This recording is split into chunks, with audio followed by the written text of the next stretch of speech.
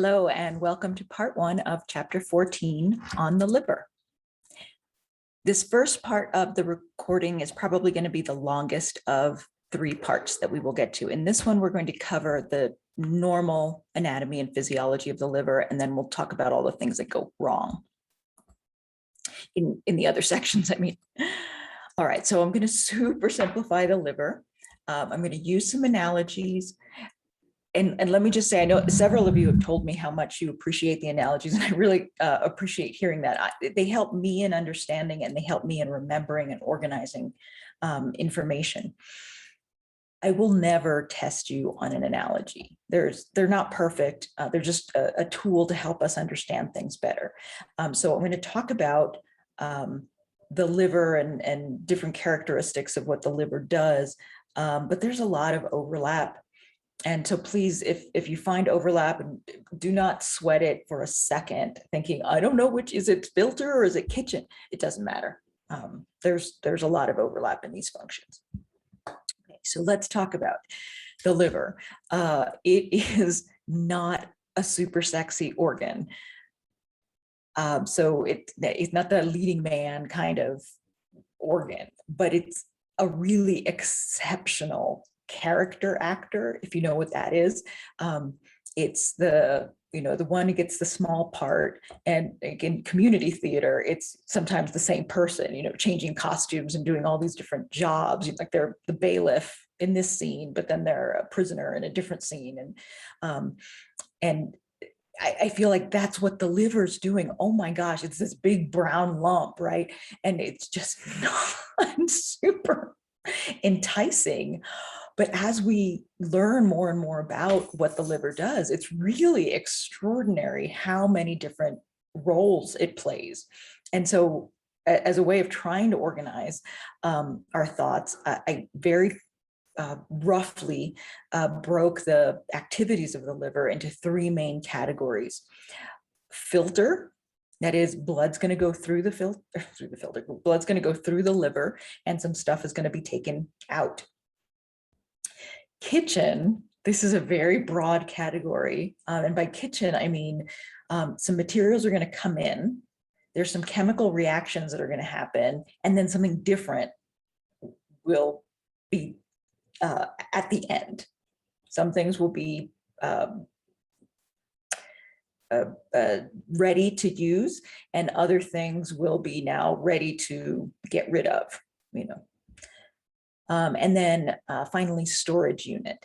There are some items that reside in the liver for longer or shorter periods of time, and we'll talk about those different things.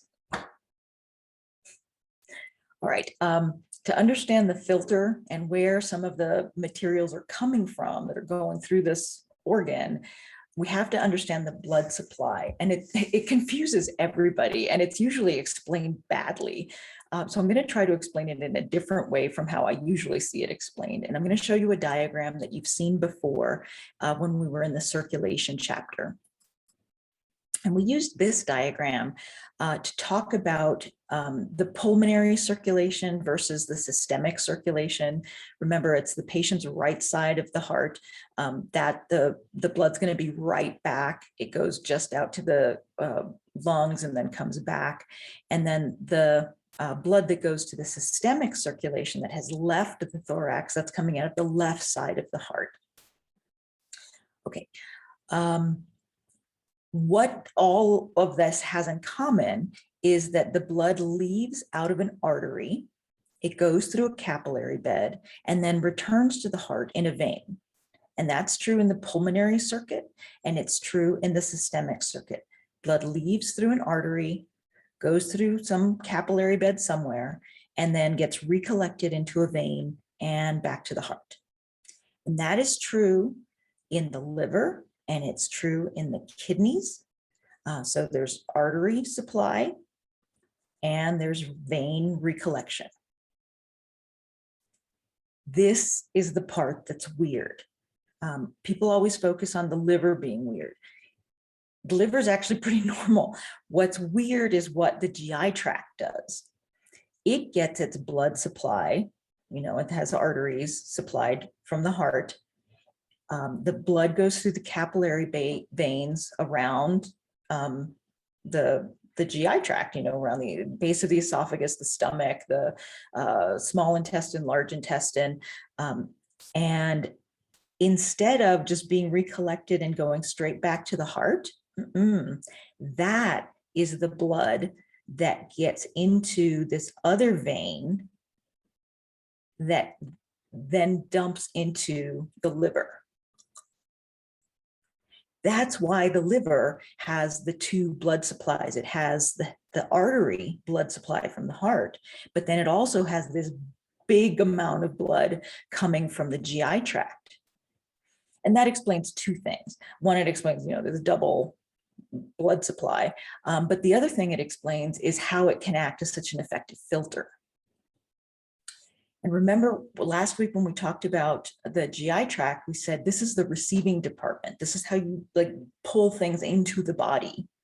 Well, before that's going to be allowed into regular circulation, we want to check that out as best we can before allowing it to go back to the heart and then circulate around the rest of the body. And that's where the filter part comes in, where the liver gets to take a first crack at everything that's coming in through the GI tract. Very, very nice. Okay, now on the next slide, you're going to see the same diagram over on the right, and then there's a whole lot of stuff over on the left. And we'll walk through it slowly. I lied. All right, so here is the same diagram. Some basic anatomy. The liver is in the upper right quadrant of the abdomen.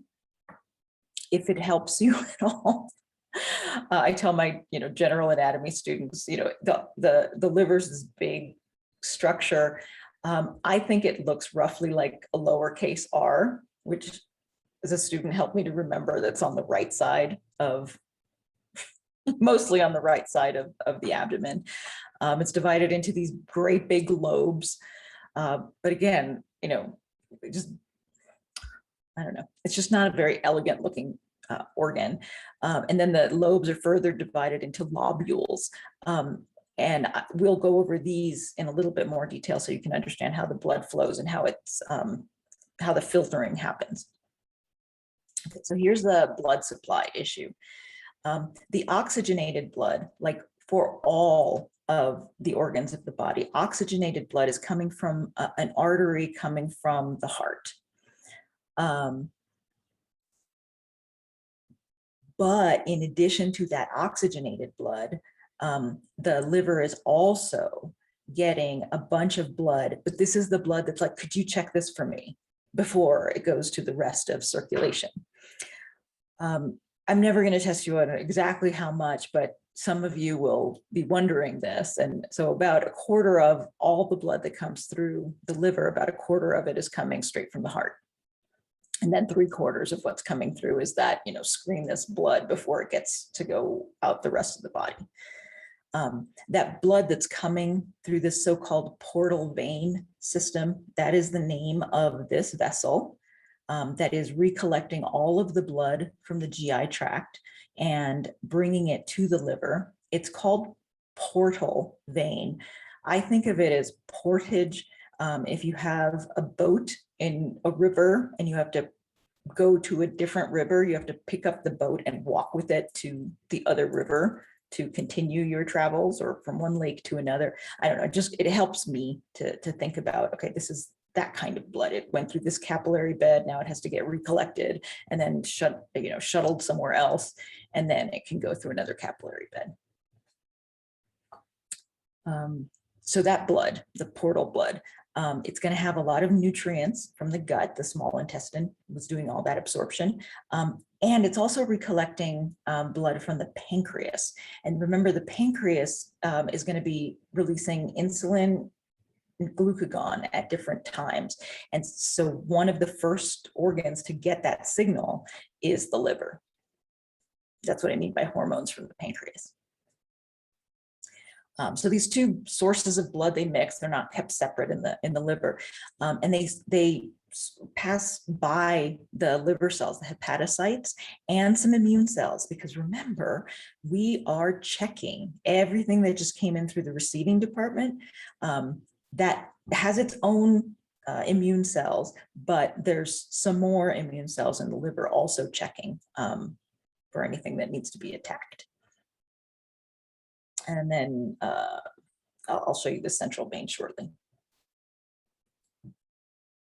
All right, so let's march through the filter, kitchen, and storage unit, and then we'll go into the different reactions under each one in more detail. But this is just a quick first pass through the information.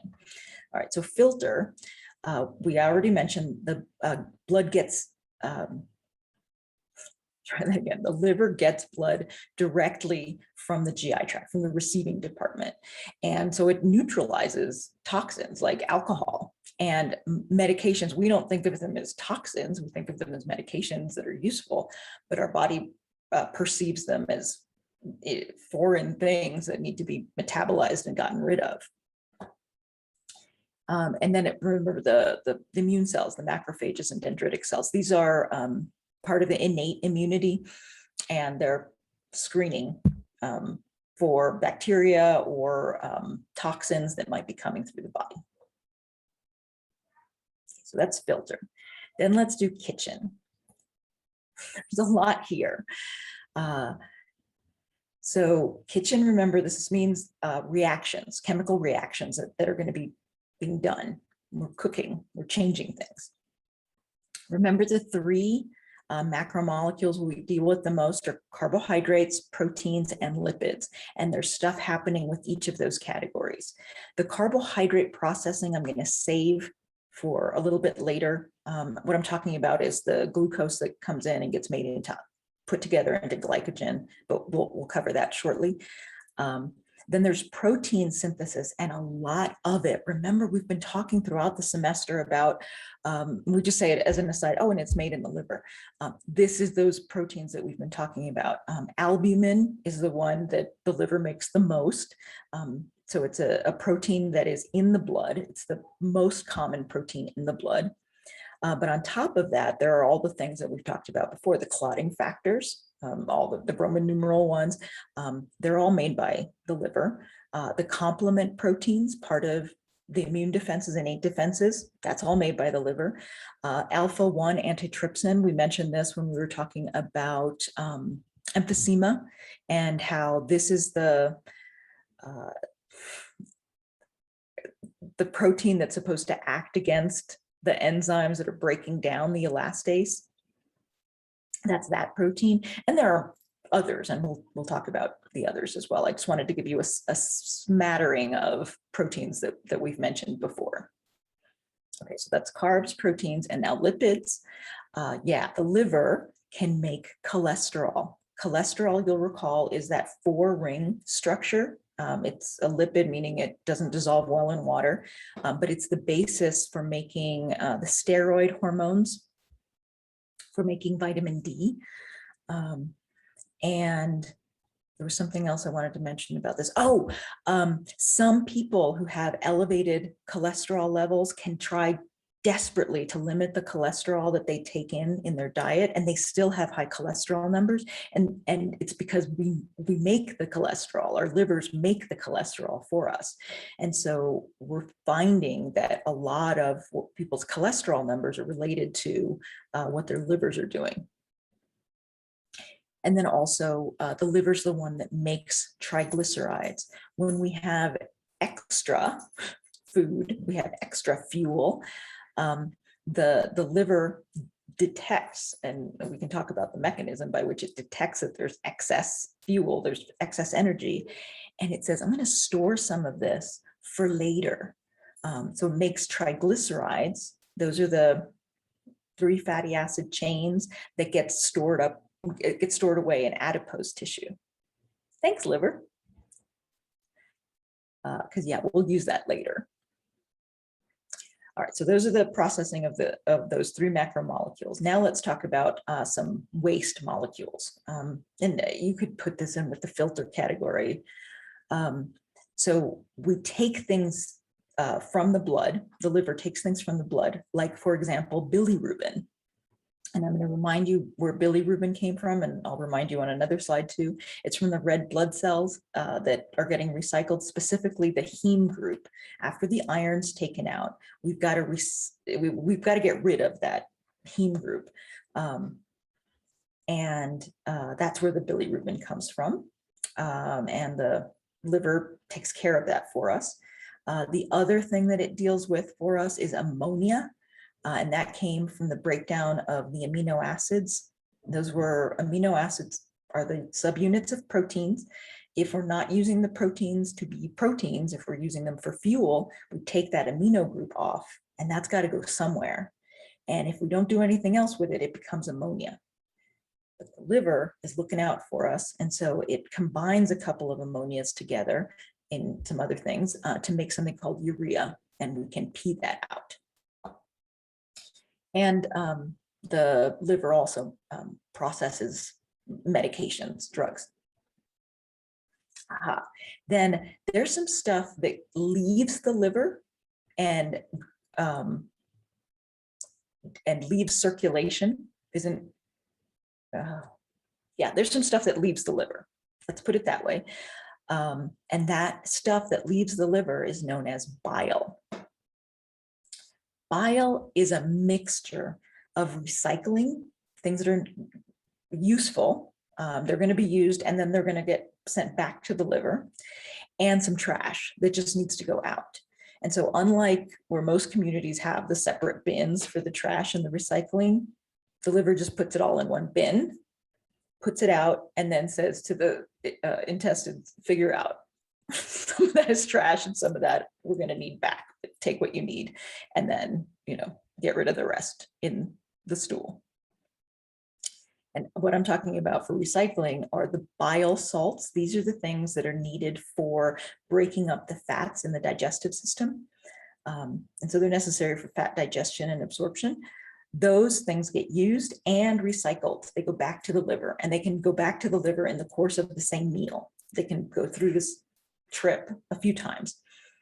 But then there's also some waste that's being released from the liver, and that's going to get eliminated just in the stool. It doesn't get reabsorbed and sent back to the liver. It's just out in the poop. And so we did filter, kitchen, storage unit. We're going to do short-term storage and long-term storage. Short-term storage, I'm talking about a few hours. And this is where we do the carbohydrate processing. So when we get monosaccharides from the digestive system, from the GI tract, it takes the starches and breaks them up into the individual glucoses and absorbs those. And then that gets to the liver. And the liver is going to store some of that stuff, because we can't use all of the glucose all at once. I mean, some of our muscle cells and neurons and whatever are going to take some of the glucose out of circulation, but there's too much glucose in circulation, and we know glucose is damaging to the capillaries if it's left in the bloodstream for too long. And so the liver puts it together and stores it as this molecule called glycogen. And then a few hours later, we haven't eaten, but we need an increase in our blood glucose. And so the liver re-breaks down that glycogen and releases it back into the bloodstream. And we'll go about that. We'll go through that in more detail later. And that happens in the course of several hours. Longer term, we're talking about weeks and months. Things can get taken out of circulation and put in the liver, and it can just stay there until it's needed. Examples of this, minerals, iron and copper, vitamins. We've talked about these two in particular. B9, that's folate, and B12 can also be stored in the liver. And there are others. Okay, some things that can go wrong. And again, this is very high overview. The liver can have infections, specifically viral infections. We call them viral hepatitis. And we'll talk about the three kinds that are the most common. The liver's also susceptible to damage from alcohol, kind of famous for that, as well as other intake. There's a condition called non-alcoholic fatty liver disease that is largely a disease of lifestyle, that is a person's intake. We'll talk a little bit about that. But both of these can lead all the way to cirrhosis, as can some of the hepatitis infections. Drug toxicity, most famously acetaminophen, but other drugs can also create a problem for the liver. And then some of these problems can progress all the way to hepatocellular cancer. Okay, so that's the great big overview. Now let's get into a little bit more anatomy. We're looking at a smaller scale. We're looking at lobules. They're mostly made of these general function cells of the liver called hepatocytes. The lobules are roughly organized like this. There are some blood vessels around the outside of the lobule. And so the blood comes in from the outside and then flows in towards the center. And what we're talking about here are the branches from the hepatic artery that's shown here in red because oxygenated blood, and portal vein. This is the stuff that's coming from the GI tract. And both of these blood supplies get mixed in the sinusoids. Sinusoids is a fancy name for really leaky capillaries that are in the liver. And they're really leaky because they have little holes in the cells called fenestration. Doesn't matter, they're windows in the cells. And stuff passes through easily. Remember, we're talking about making proteins and taking proteins out of circulation and putting things into circulation. You need big holes for that. Because little holes like the ones in the renal capillaries, they're so small, they're not supposed to let the proteins through. The liver's all about processing protein, so it needs bigger holes to get that stuff in and out. And so that blood is passing through, and it passes right by the hepatocytes and then gets recollected here in the central vein. Now, bile is being made by these hepatocytes. They're taking some stuff from the blood, doing some kitchen reactions, and then putting some stuff into the bile. And so although the blood's flowing towards the center, the bile is actually flowing in the opposite direction. It's being made by the hepatocytes, and then it's being put into a duct that flows towards the outside. That's not super important, except if you're an anatomy fan, the way these tubes run, 3 tubes tend to run together: a branch of the hepatic artery, a branch of the portal vein, and one of these bile ductules run together, and they're referred to as the portal triad. Okay, point is, blood supply passing by the cells, going into the center, bile being made and flowing out to the outside. And then this is going to get recollected and passed along from the liver to the small intestine. All right, a little bit more histology close-up. The hepatocytes, these regular cells, I love how they're shown like little brown bricks. I mean, they're just like not sexy, but oh my goodness, when you get to know them, they're fabulous.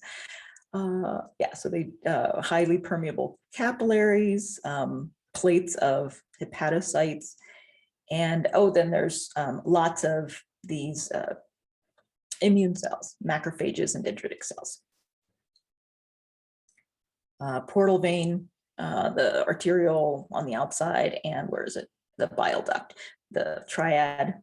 Here, the blood's flowing this way towards the central vein, and bile's flowing the other way.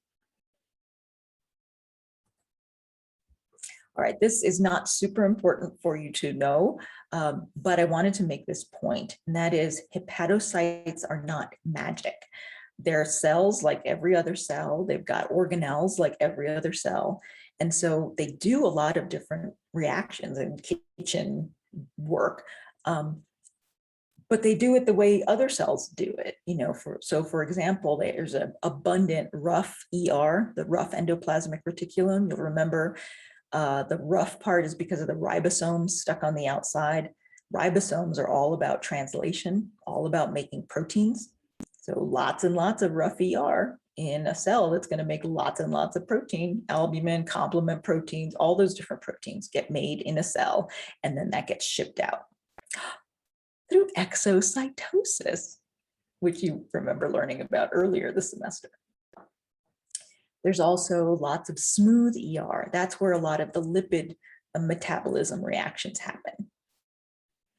And then there are, it's referred to as granules, they're storage pockets inside the cells for the glycogen and lipids that get made and then have to sit around for a while, either for a few hours or for months or years, in the case of the fat.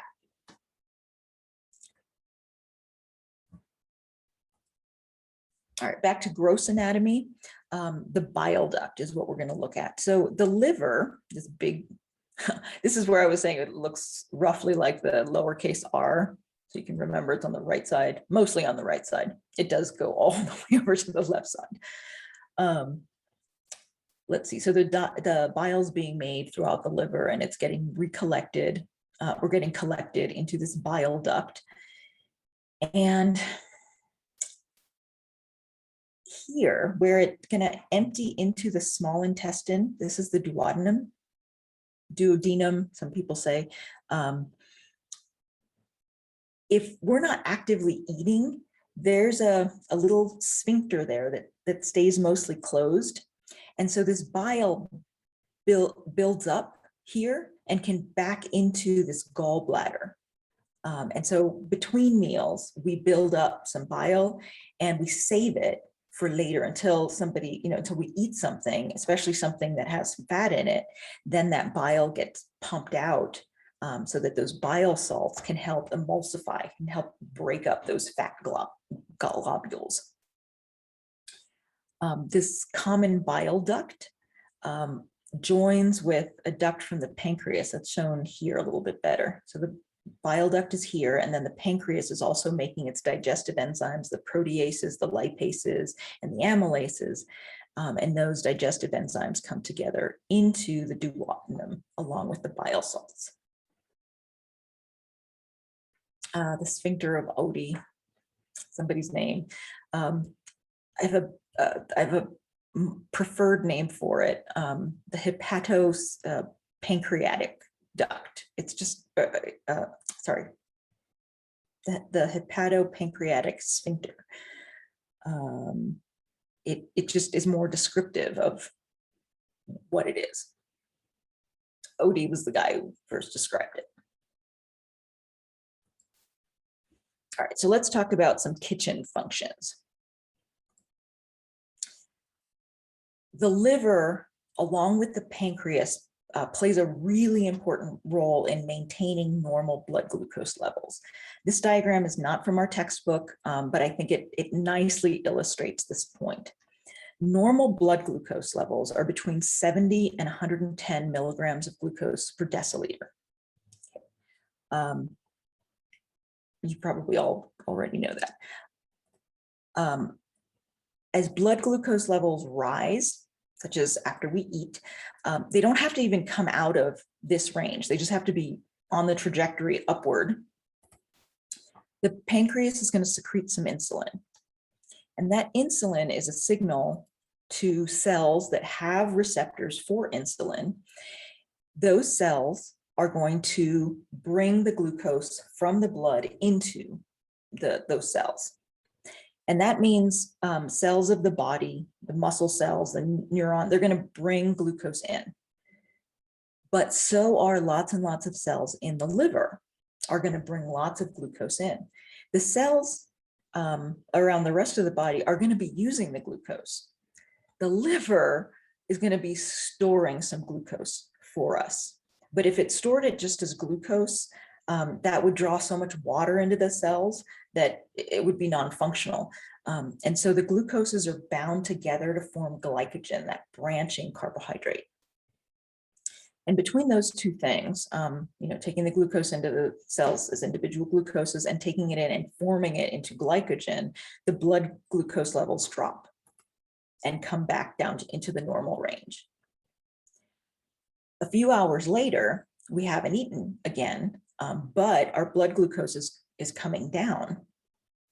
Now, the pancreas again is going to secrete a hormone, but instead of insulin, it's going to secrete something called glucagon. Glucagon, like insulin, it got into the bloodstream and all the cells get exposed to it, but only the cells that have receptors for it are going to respond. And those cells are in the liver.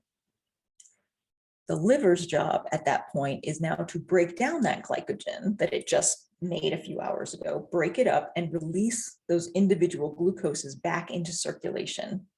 So that brings the blood glucose back into the normal range. And we can continue doing the work that we need to do with our sodium potassium pumps and doing we've made ATP so we can continue functioning. It's fantastic. When we get to the endocrine chapter, we'll talk some more about why does the liver have to spend so much time doing that.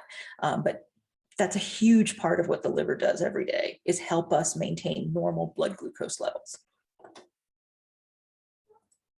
Okay, this is the slide that's so busy. Okay, so here's the diagram I just showed you, and we're going to walk through this part slowly.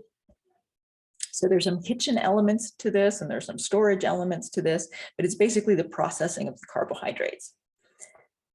So after we eat, the liver receives the sugars that the small intestine took up. Mostly what we're talking about is glucose. And as I said, pancreas releases insulin. The glucose gets stored temporarily as glycogen. If there is a lot of glycogen, that's when the liver says, oh, you're not going to need this in the next few hours because I know about how much you exercise. So I'm going to save this, for next month in case we go through some kind of difficult period where we don't get to eat. So I'm just going to put this together as a triglyceride, and then we can put that in the adipose tissue and put that right on your thighs for you, and you can use that later. Great. Okay. But if the glucose is just, the normal amount of glucose that we usually use, and the liver knows approximately how much we're going to need for the amount of work that we usually do, then it just stores it as glycogen. Okay, and then between meals, and the blood glucose comes down, the pancreas releases the glucagon, and that's the signal to the liver to break down that glycogen and release the glucose back into circulation. If the glucose stores are low, if the glycogen stores are low, the liver can also do this other trick. It can produce glucose from other molecules. This is called gluconeogenesis. This is not desperation measures. This is, for example, it can be, but it can also be somebody just doesn't eat a lot of carbohydrates and they take more of their calories in the form of protein and lipids and fats. They can do this gluconeogenesis, and that's how they can keep their blood glucose in the normal range, even though they're not eating a lot of carbohydrates. Okay, and it's just a normal liver function. All right, we're going to continue with kitchen work. We already did carbs. Now we're going to go to proteins, and you can guess that we're going to do lipids after this. So proteins, the liver is making lots and lots of proteins. I've mentioned this before, the plasma protein, albumin, the clotting factors, that's what I mean by coagulation proteins, the complement proteins, part of immunity, and carrier proteins like transferrin. If we need to take iron from the liver and take it out to the bone marrow for making hemoglobin, those are the kind of carrier proteins I'm talking about. Also things like angiotensinogen, Remember, angiotensinogen is what we need to have already in circulation for the renin, angiotensin, aldosterone system to work. Renin cleaves the angiotensinogen to make angiotensin 1. I'm going to go into those acute phase proteins. Oh, inflammatory responses. So like C-reactive protein, for example. All of this stuff is being made by the liver. And then regarding protein, urea is not a protein, but it's a waste that we make because we've been processing amino acids. Amino acids are the things that make up proteins. And so it's those amine groups, when they get taken off, you got to do something with them. You got to get rid of them somehow. And so instead of letting them become just ammonia, which is really toxic to our tissues, the liver will put 2 ammonias and some other atoms together and make something called urea. And that's how we can get rid of those amine groups. And the urea largely gets back into circulation and then gets eliminated by the kidneys. And then finally, did carbs, did proteins, now we're going to do lipids. And we'll talk about triglycerides. I've mentioned this when we were talking about glucose. Triglycerides can be produced when we have excess glucose, when we have more intake than we're anticipating to have output. Our liver will make these fat molecules for us. And then some of it can be stored in the liver itself. And some of it can get shipped out to adipose tissue. The liver, as I mentioned, can also make cholesterol.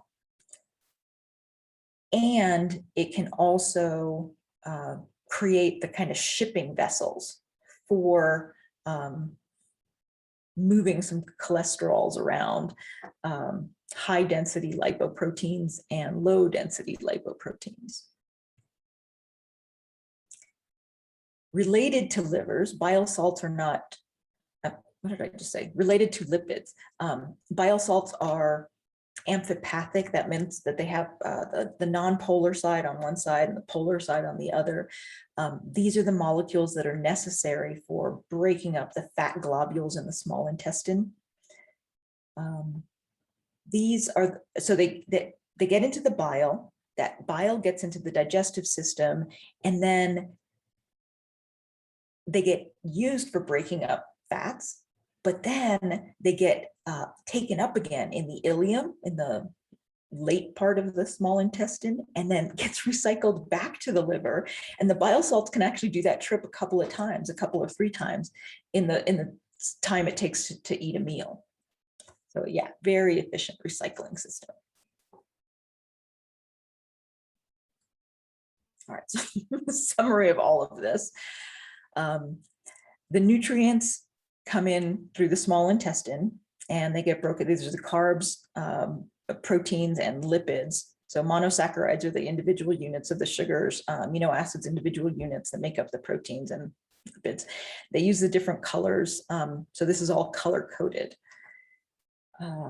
Let's see, then there's one place where things are not passing through the blood, and that's the bile that's made by the liver. That's going to get passed into the small intestine along that bile duct, but everything else gets passed between the liver and the blood. Just lovely. All right, some more kitchen stuff. We're going to talk nitty-gritty about bilirubin. I'm going to remind you of red blood cell recycling that we looked at before. When we were in the chapter on blood, we talked about how we recycle parts. The usable parts of the red blood cell get recycled. And then what I'm talking about mostly is hemoglobin. Here we go. We break up the hemoglobin, the globin part, that's the amino acids, those get recycled. The heme part is the problem. We take the iron out of it because we want that iron. But then the part of the heme group that doesn't have the iron becomes the so-called unconjugated bilirubin. And I showed you these pictures in the other chapter. We talked about how if the unconjugated bilirubin gets put down in the dermis, excuse me, It's put down in the skin. We have this jaundiced appearance, kind of yellowing of the skin. If it gets put down in the sclera, then it's even more obvious. That's referred to as icterus. This I'm not going to test you on. I just wanted, for those of you who are very detail oriented, to have a visual of this. This is a heme group. There's the iron right in the middle of the heme group. That gets taken out, goes through a few transformations. And then this is the part that I can't use this for anything. I just have to get rid of this somehow. That's the bilirubin. And the bilirubin has some color to it, which explains why we see it in people's skin. So some terminology related to bilirubin. Bilirubin is not really water soluble. And so think about the spleen, being in the spleen, the red blood cells are getting broken up. And that bilirubin has to travel from the spleen to the liver, and it's going to do it in the blood. So it kind of hitches a ride on the albumin that's already in the blood. At this point, we call it unconjugated bilirubin. Sometimes you'll see it on lab reports as indirect bilirubin. So then the liver takes it up and conjugates it to this other acid. Once it's conjugated, it is easier to dissolve in the blood. So conjugated bilirubin is also known as direct bilirubin. You may see it called that on lab reports. And so it can travel in the blood and comes out in the urine. Some of it comes out in the urine. A lot of the bilirubin ends up in the bile. Because there's so much of it, it gives the bile this really, it sounds crazy, but this dark yellow going to green color. That's where a lot of that color comes from. All right, so this is, all right, secretion, defecate. Okay, so it's getting into the intestines. Then some of it gets processed into these other molecules until finally it becomes stercobilin. This is brown, and it's because of the stercobilin, the presence of this stuff, that our waste is brown colored. So if somebody's having a problem with getting the bile from the liver into the small intestine, one of the signs of this is the pale stool. So cholestasis is what I'm talking about. If there's some kind of blockage that's not allowing the bile to get into the intestinal tract. I think we're almost done. A little bit more filter and kitchen. The drugs that come in through the oral route, they get processed and they get metabolized. There are different kinds of waste products. If it's non-polar, that is, if it's lipid soluble, it's going to go out in the bile. It's going to go out in the trash that way, and that's going to be eliminated in the stool. If it's polar, if it's something that can dissolve in water, that's going to go into the plasma, and then it gets excreted by the kidneys. But the liver wants this stuff out of the body.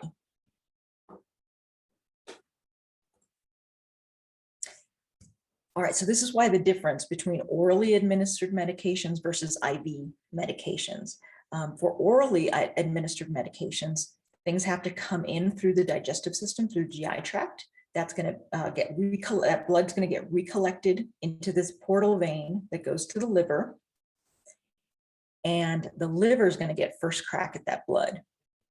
And so it's going to have some metabolic enzymes that work on those drugs. So what we end up with as effective circulating concentration of the drug depends on what the liver does with it. It's the so-called first pass metabolism. That's that blood that first got into the body. The liver is going to try to neutralize a lot of that stuff. And that's why with IV administered medications, you bypass all of this. And so action of the drugs is faster, and the less of it gets metabolized, less of it gets broken down, because it gets right into circulation without going through this portal vein. And then this is the final slide. We did filter, we did kitchen, and now let's talk about storage.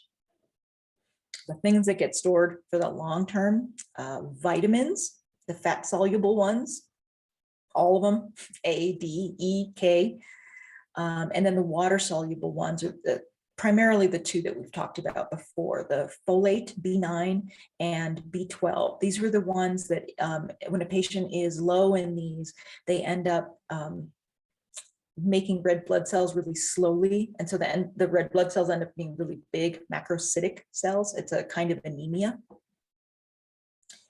And then the minerals that get stored are iron, which we've talked about in some detail.